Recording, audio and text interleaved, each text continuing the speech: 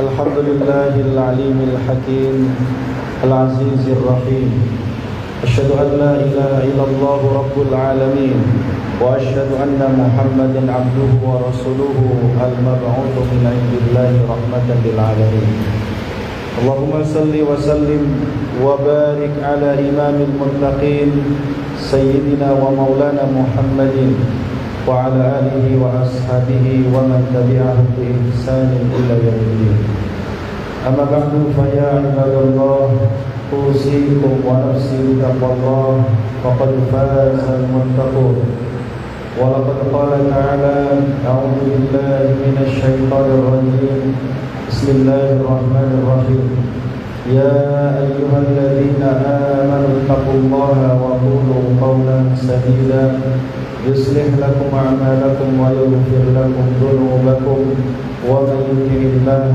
ورسوله فقد فاز فوزا عظيما صدق الله العظيم. Ma'asyiral muslimin jamaah salat Jumat yang dimuliakan Allah Subhanahu wa taala. Sebaik-baik nasihat adalah kitab Allah Subhanahu wa taala. Oleh karenanya marilah pada kesempatan siang hari yang singkat ini, pada kesempatan ibadah Jumat yang singkat ini, mari kita merenungkan satu ayat Al-Quran yang disebutkan oleh Allah Subhanahu wa taala dalam surah Al-An'am ayat 120. Ayat 120 Allah Subhanahu wa taala berfirman, A'udzu billahi minasyaitonir rajim. Wa dharu dhahiral ithmi wa batinah. Innal ladzina yaksibuna al-ithma sayujzauna bima kanu yaqtarifun. Allah mengatakan, dan tinggalkanlah dosa yang tampak dan yang tersembunyi. Sesungguhnya orang-orang yang mengerjakan perbuatan dosa kelak akan dibalas dengan siksaan karena apa yang telah mereka kerjakan. Ma'asyiral muslimin jamaah rahimakumullah. Dari ayat ini setidaknya kita belajar beberapa hal.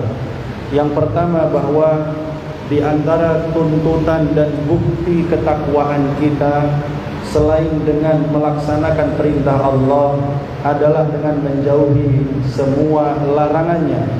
Maka seorang mukmin tidak disebut bertakwa dengan sebenarnya sebelum ia benar-benar menjauhkan diri dari semua perbuatan dosa dan perbuatan yang dilarang oleh Allah Subhanahu wa taala.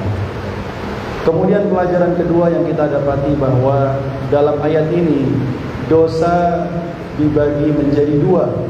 Ada dosa yang zahir atau yang tampak dan dosa yang tersembunyi atau batin. Dan semua jenis dosa ini wajib untuk ditinggalkan. Para ulama merinci apa yang dimaksud dengan dosa yang zahir dan dosa yang batin. Di antaranya oleh Imam Mujahid, beliau mengatakan dosa yang zahir artinya adalah dosa yang dilakukan oleh anggota tubuh kita. Sementara dosa yang batin adalah dosa yang diniatkan dan dimaksudkan dalam hati seseorang, seperti seseorang yang dengan sengaja terus-menerus melakukan perbuatan dosa. Dalam pendapat yang lain, Imam Qatadah mengatakan bahwa dosa yang zahir artinya dosa yang dilakukan secara terang-terangan, sementara dosa yang tersembunyi adalah dosa yang dilakukan secara rahasia atau sembunyi-sembunyi. Hal ini merujuk kepada kebiasaan orang-orang Arab jahiliyah di masa lalu. Mereka amat gemar melakukan perbuatan zina. Akan tetapi orang-orang terpandang, para bangsawan dan para tokoh, mereka malu melakukannya secara terang-terangan karena mereka khawatir dapat menodai kehormatan dan harga diri mereka. Maka mereka pun melakukannya secara sembunyi-sembunyi. Adapun selain mereka, orang-orang biasa, mereka yang tidak peduli dengan kehormatan dan harga diri, maka mereka melakukan perbuatan dosa secara terang-terangan. Ma'asyiral muslimin jamaah rahimakumullah. Dalam pendapat yang lain, Imam Qatadah juga mengatakan yang dimaksud dengan dosa yang zahir dan yang batin artinya adalah dosa yang banyak serta dosa yang sedikit. Meskipun demikian jamaah rahimakumullah, bahwa dosa yang tersembunyi bagaimanapun jauh lebih berbahaya karena ia bersarang di dalam hati manusia. dan tidak mudah untuk mengobatinya. Apalagi terkadang seseorang yang memiliki penyakit hati, dia tidak merasa sedang terjangkiti penyakit. Oleh karenanya jenis dosa ini amat sangat efektif untuk menjatuhkan seseorang dari jalan yang lurus, menjerumuskannya pada bahaya kefasikan, dan dikhawatirkan kalau dosa batin ini terus-menerus bersarang di dalam hatinya, ia akan mati dalam keadaan su'ul khatimah. Jenis dosa yang tersembunyi ini muncul dalam bentuk kesombongan, ujub, fanatisme, kedengkian dan dendam, rakus terhadap dunia, serta pangkat dan jabatan, dan muncul dalam bentuk cinta dunia dengan segala cabang dan rantingnya. Ma'asyiral muslimin jamaah rahimakumullah. Kemudian pelajaran berikutnya yang kita dapatkan dari ayat ini bahwa para ulama juga membagi dosa menjadi dosa yang kecil dan dosa yang besar. Sebagaimana firman Allah dalam Al-Qur'an, alladzina yajtanibuna kaba'iral itsmi wal fawahisha illal lamam. Bahwa di antara ciri orang yang baik adalah orang-orang yang menjauhi dosa-dosa besar dan perbuatan keji, akan tetapi mereka memang masih melakukan dosa-dosa kecil. Para ulama jamaah rahimakumullah mengatakan bahwa pada hakikatnya tidak ada dosa yang bisa dipandang kecil, karena setiap dosa artinya adalah kemaksiatan kepada Allah, dan semua bentuk kemaksiatan dan kedurhakaan kepada Allah tidak bisa dipandang kecil dan dipandang remeh, karena pada hakikatnya seseorang itu kemudian telah melakukan kesalahan kepada Allah Subhanahu wa taala. Hanya saja karena dosa itu bertingkat-tingkat, maka kemudian disebut dosa kecil dan dosa yang besar. Seperti bumi yang kita tinggali ini, kita melihat bumi ini sebagai sebuah planet yang sangat besar. Namun jika kita sandingkan dengan matahari, maka kita akan mengatakan bumi ini sangat kecil. Oleh karenanya pada hakikatnya bukan bumi itu yang kecil, tapi karena ada yang lebih besar darinya, maka bumi ini terasa kecil. Begitu pula dosa. Dosa tidak ada yang kecil, akan tetapi karena ada yang lebih besar darinya, maka kita menyebut dosa itu kemudian dosa kecil. Oleh karenanya seorang mukmin apabila dia benar-benar beriman, dia tidak akan meremehkan dosa sekecil apapun, karena dia khawatir jangan-jangan yang kecil-kecil itulah apabila menumpuk dan dilakukan secara terus-menerus dapat mencelakakannya kelak pada hari kiamat. Ma'asyiral muslimin jamaah rahimakumullah. Kemudian semua perbuatan dosa akan mendapatkan balasan dari Allah Subhanahu wa taala. Innal ladzina yaksibunal itsma sayujzauna bima kanu yaqtarifun. Bahwa sesungguhnya orang-orang yang mengerjakan perbuatan dosa kelak akan dibalas dengan siksaan karena perbuatan yang telah mereka kerjakan. Tentang ayat ini Sayyid Tantawi mengatakan bahwa orang-orang yang melakukan kemaksiatan dan keburukan, baik yang tampak maupun yang tersembunyi, tidak akan lolos dari hisab dan balasan Allah Subhanahu wa taala. Mereka pasti akan mendapatkan hukuman yang setimpal atas perbuatan dosa yang telah mereka kerjakan. Melanjutkan dari pendapat tersebut, Syekh Nasir As-Sa'di mengatakan bahwa mereka akan diberikan balasan sesuai dengan perbuatan dosa yang mereka kerjakan dan sesuai dengan kadar dosa mereka, sedikit ataupun banyak. Balasan tersebut ada kalanya akan dia dapatkan hanya di akhirat, tapi ada kalanya balasan itu juga akan didapatkan di dunia. Hanya saja apabila balasan dari sebagian perbuatan dosa itu telah didapatkan di dunia, maka dia akan meringankan siksaan di akhirat. Ma'asyiral muslimin jamaah rahimakumullah. Oleh karena itu, sebagai orang-orang yang beriman, kita tentu meyakini dan mengakui bahwa betapa mudahnya kadangkala kita melakukan perbuatan dosa, baik yang tersembunyi ataupun yang tampak. Oleh karenanya kita perlu menguatkan dalam hati kita bahwa Allah Subhanahu wa taala adalah Zat yang Maha Pengampun. Dia akan menerima siapapun yang datang dengan ketulusan hati, memohon ampun atas semua dosa dan kesalahannya, karena Allah Subhanahu wa taala Maha Pengampun dan Maha Penerima taubat. Ma'asyiral muslimin jamaah rahimakumullah.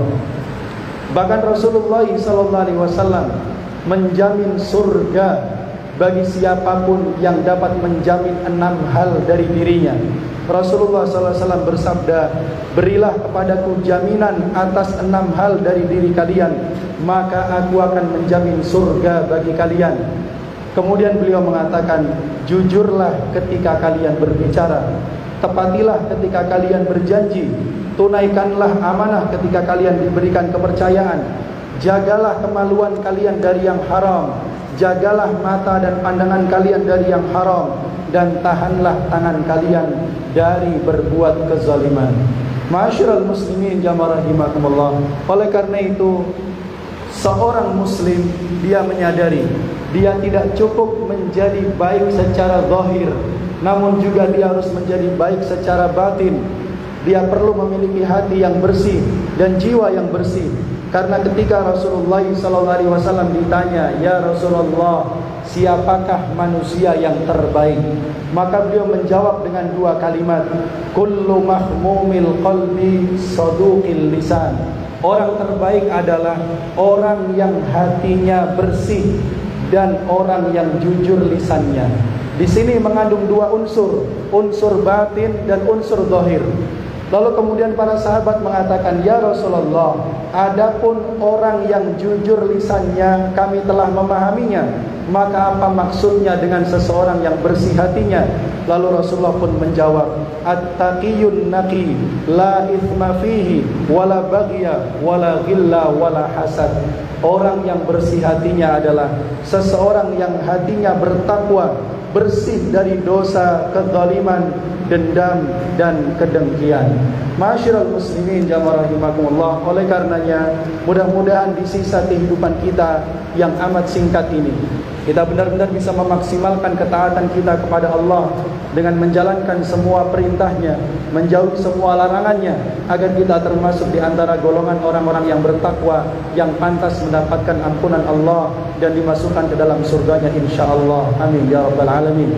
Barakallahu li wa lakum fil Qur'anil azim wa nafa'ani wa iyyakum bima fihi minal ayati wal dzikril hakim wa taqabbal minni wa minkum tilawatahu innahu huwal ghafurur rahim.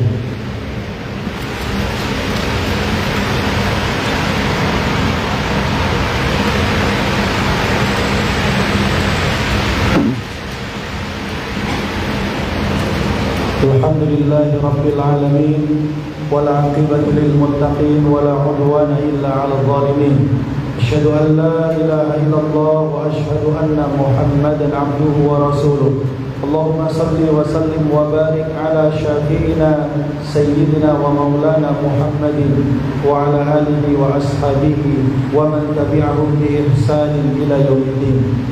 أما بعد فيا عباد الله أوصيكم ونفسي بتقوى الله فقد فاز المتقون ولقد قال تعالى أعوذ بالله من الشيطان الرجيم بسم الله الرحمن الرحيم يا أيها الذين آمنوا اتقوا الله حق تقاته ولا تموتن إلا وأنتم مسلمون وقال أيضا يا أيها الذين آمنوا اتقوا الله وقولوا قولا سديدا يصلح لكم أعمالكم ويغفر لكم ذنوبكم ومن يطع الله ورسوله فقد فاز فوزا عظيما. اللهم صل على سيدنا محمد وعلى آل سيدنا محمد كما صليت على سيدنا إبراهيم وعلى آل سيدنا إبراهيم وبارك على سيدنا محمد وعلى آل سيدنا محمد كما باركت على سيدنا إبراهيم وعلى آل سيدنا إبراهيم في العالمين إنك حميد مجيد. اللهم اغفر للمسلمين والمسلمات والمؤمنين والمؤمنات الأحياء منهم والأموات إنك سميع قريب مجيب الدعوات. ربنا هب لنا من أزواجنا وذرياتنا قرة أعين واجعلنا للمتقين إماما. ربنا لا تزغ قلوبنا بعد إذ هديتنا وهب لنا من لدنك رحمة إنك أنت الوهاب. اللهم آت نفوسنا تقواها وزكها أنت خير من زكاها أنت وليها ومولاها. ربنا ظلمنا أنفسنا وإن لم تغفر لنا وترحمنا لنكونن من الخاسرين. ربنا آتنا في الدنيا حسنة وفي الآخرة حسنة وقنا عذاب النار.